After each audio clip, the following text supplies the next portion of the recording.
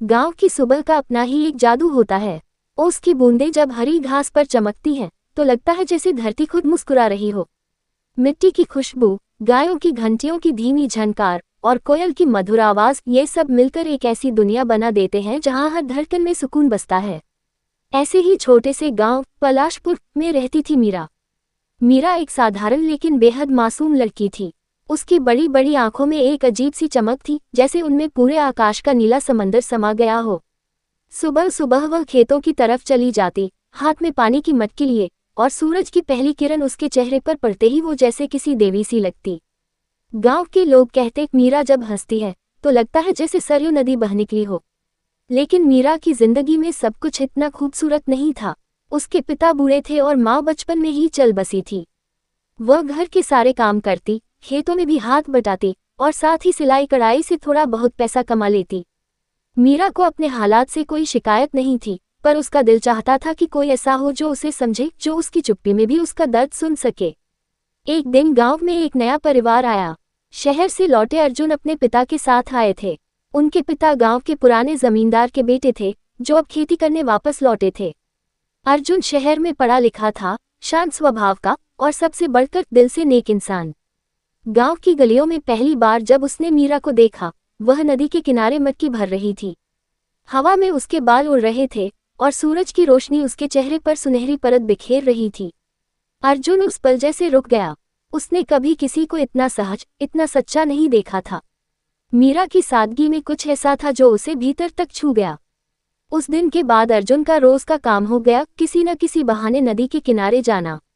कभी वह पेड़ के नीचे बैठकर किताब पढ़ने का नाटक करता, कभी बच्चों को खेलते हुए देखने लगता, पर उसकी निगाहें हमेशा मीरा पर ठहर जाती। धीरे धीरे दोनों में बातचीत शुरू हुई। पहले हल्की झिझक, फिर मुस्काने, और फिर वो छोटी छोटी बातें जो किसी रिश्ते की नींव बन जाती हैं। अर्जुन कहता, मीरा तुम बहुत अच्छा गाती हो, तुम्हारी आवाज में जैसे मिट्टी की खुशबू है। मीरा हंसकर कहती, गांव की मिट्टी में ही तो सबका सुर छिपा है साहब। साहब मत कहो, अर्जुन कहो। ठीक है अर्जुन जी भी मत कहो। और दोनों हंस पड़ते। पलाशपुर की दोपहरें अब मीरा के लिए भी अलग हो गई थी। जब भी हवा चलती, उसे लगता अर्जुन की बातें कानों में फुसफुसा रही हैं। रातों को जब चांद आसमान में होता, वो अपनी झोपड़ी की छत पर बैठकर सोचती, क्या ये सपना है या सच। लेकिन किस्मत की राहें हमेशा आसान नहीं होती। अर्जुन के पिता को जब इस बात की भनक लगी कि उनका बेटा एक गरीब किसान की बेटी से मिलने जुलने लगा है, तो उनका चेहरा लाल पड़ गया। अर्जुन, हमारी इज्जत मिट्टी में मिलाने की ठान ली है क्या? वो लड़की हमारे बराबर नहीं है।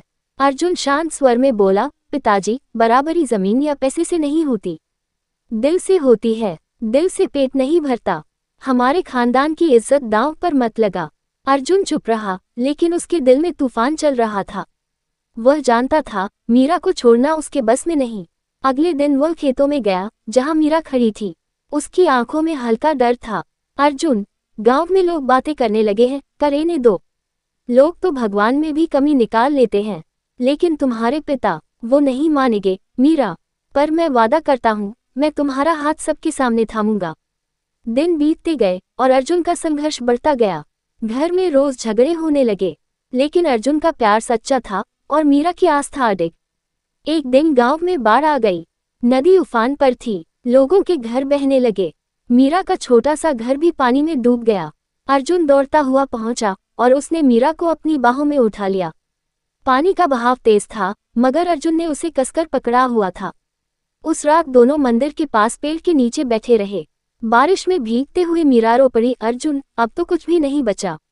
अर्जुन ने उसके आंसू पोंछे, सब कुछ है मीरा, जब तक तुम मेरे साथ हो।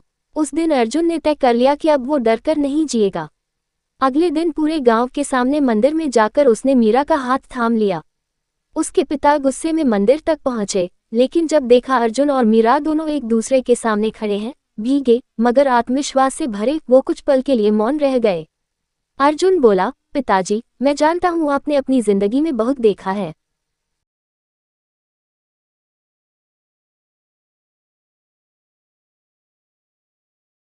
लेकिन मैं चाहता हूँ कि आप भी आज देख लें, सच्चा प्यार किसी जात, धन या इज्जत का मोहताज नहीं होता।